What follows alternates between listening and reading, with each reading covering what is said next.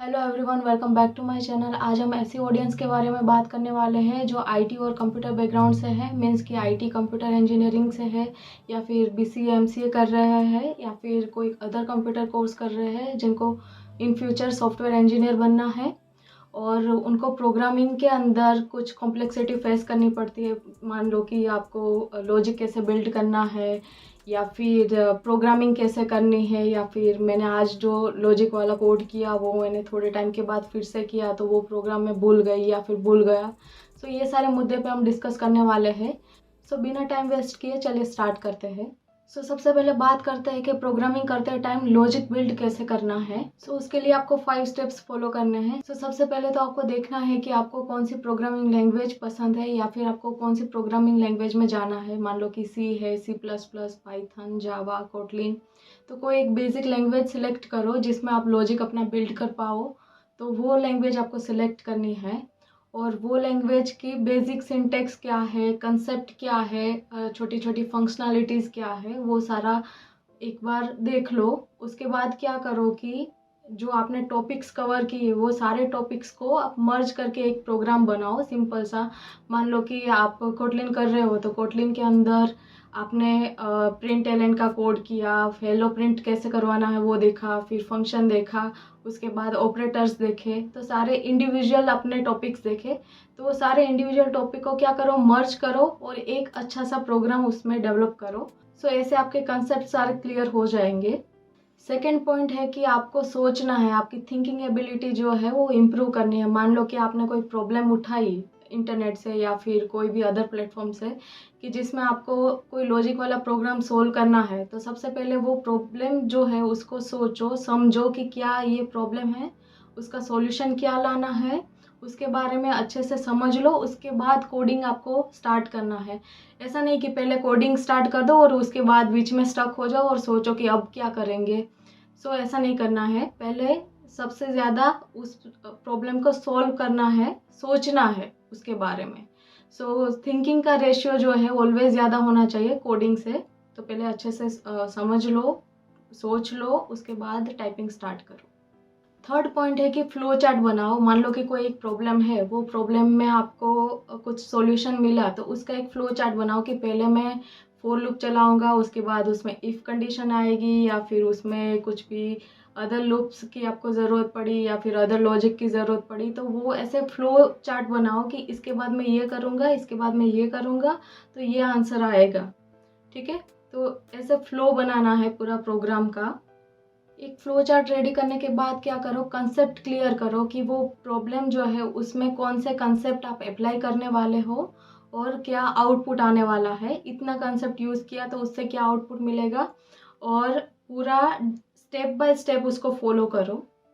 उसके बाद क्या करना है, आपको लाइन बाय लाइन कोड करना है, ताकि क्या होगा कि अगर आप कहीं पे भी आपकी वैल्यू स्टक हो रही है तो आपको पता चलेगा। मान लो कि कोई फोर लूप आपने यूज़ की है और उसके अंदर वैल्यू नहीं मिल रही है, तो आपको पता चलेगा कि यहाँ से प्रॉब्लम है, यहाँ पे वैल्यू नहीं मिल रही है, तो आप वहाँ से या उसका सॉल्यूशन ला पाओगे।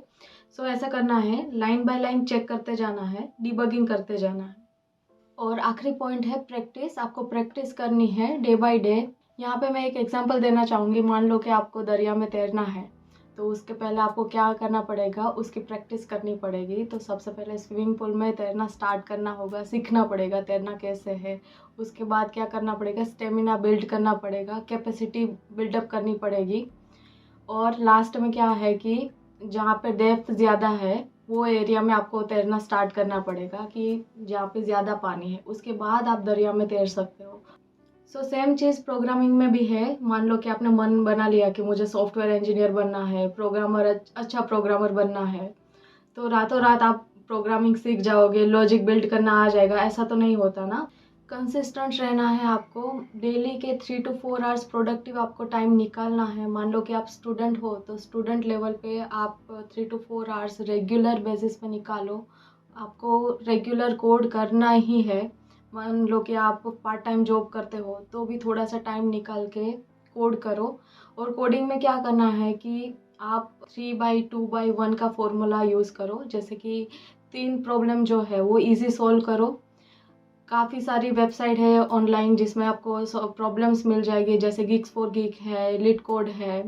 तो आप पहले स्टार्टिंग में क्या करो, डीएसए वाली जो प्रॉब्लम है वो सॉल्व नहीं करनी है, सिर्फ लॉजिक जिसमें हो वैसी प्रॉब्लम सॉल्व करो, इजी वाली प्रॉब्लम सॉल्व करनी है। तो मान लो कि आपको डेली की 3 इजी प्रॉब्लम सॉल्व करनी है, 2 मीडियम लेवल की सॉल्व करो और 1 एडवांस लेवल की करो। अगर ऐसा नहीं कर पाते हो तो क्या करना है आपको, सबसे पहले 2 प्रॉब्लम्स इजी वाली सोल्व करो, 1 मीडियम वाली करो, एडवांस वाली रहने दो। 15 दिन तक ये ट्राई करो। 15 दिन में आप देखोगे कि आपका जो कोडिंग का लेवल है वो इम्प्रूव हुआ है। अगर इम्प्रूव होता है तो मेरे चैनल पे आना, फिर से कमेंट करना मुझे कि यस ये वर्क कर रहा है, क्योंकि ये वाला जो फॉर्मूला है वो मैंने भी अप्लाई किया है मेरी लाइफ में। मैंने भी मेरे कॉलेज टाइम में ये फॉर्मूला अप्लाई किया था, तो इससे मुझे अच्छी हेल्प मिल जाती थी। हैकाथॉन या फिर मैं टेक फेस्ट में अच्छे से परफॉर्म कर पाती थी, इंटरव्यू में भी अच्छे से मैं कोड को क्रैक कर पाती थी। तो आप भी ये ट्राई करना।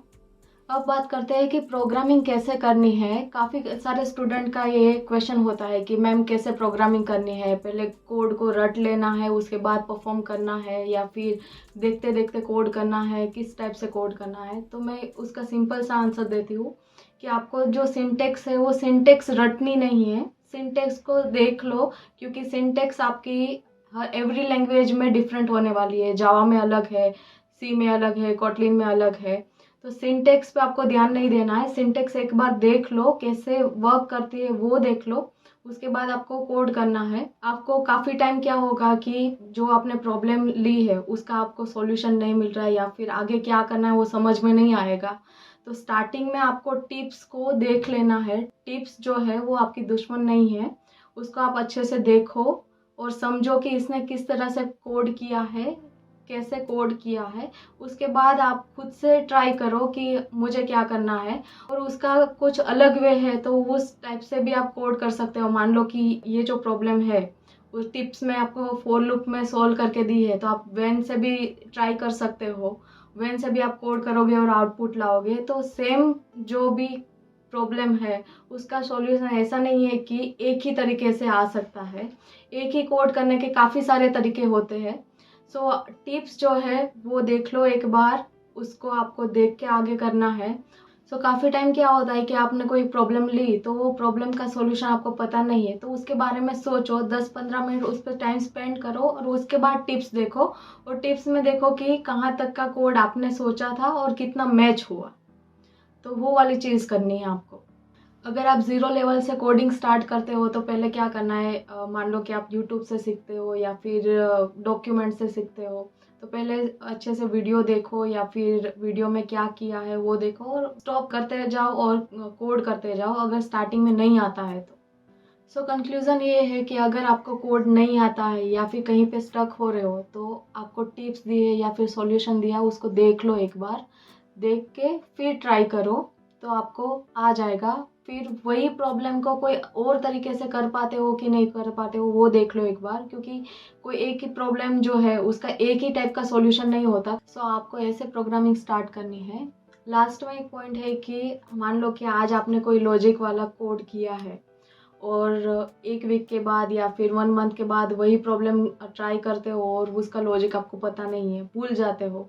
तो उसका सॉल्यूशन क्या है कि मान लो कि आपने फर्स्ट टाइम जो कोड किया, तो वो कोड करने के टाइम पे आपने जो सोचा है उस पे टाइम ज़्यादा स्पेंड करो, 10 से 15 मिनट अच्छे से सोचो और एक डायरी बनाओ या फिर पेपर वर्क करो कि मैंने यहाँ पे ये वाला ट्राई करना है, उसके बाद ये करना है, ये करना है। उसके बाद कोड करो और आउटपुट आ जाए, उसके बाद फिर से क्या करना है, डायरी में अच्छे से नोट डाउन करना है कि मुझे ये वाला लॉजिक जो है वो पहले यूज़ करना है, उसके बाद मुझे फॉर लूप चलानी है, उसके बाद मैंने उसमें नेस्टेड लूप चलानी है, या फिर क्या किया था उसका एक फ्लो चार्ट डायरी में नोट डाउन कर लो। और 1 मंथ के बाद फिर से उसकी प्रैक्टिस करो, या फिर 2 वीक के बाद फिर से उसकी प्रैक्टिस करो। तो डायरी में एक बार देख लो। अदरवाइज आप फ्री टाइम पे कहीं पे बैठे हो या फिर ट्रैवलिंग करते हो, मान लो कि आप कॉलेज जाते हो, तो कॉलेज जाते टाइम बस में जा रहे हो या फिर ट्रैवलिंग कर रहे हो, तो उस टाइम पे भी देख लो कि ये वाला प्रॉब्लम जो था उसका सॉल्यूशन ऐसे किया था। तो स्टार्टिंग में दिक्कत आएगी, फिर धीरे धीरे आपका लॉजिक डेवलप हो जाएगा, तो उसके बाद ये सारी प्रॉब्लम आपको फेस नहीं करनी पड़ेगी। तो इस तरह से आपको वर्क करना है।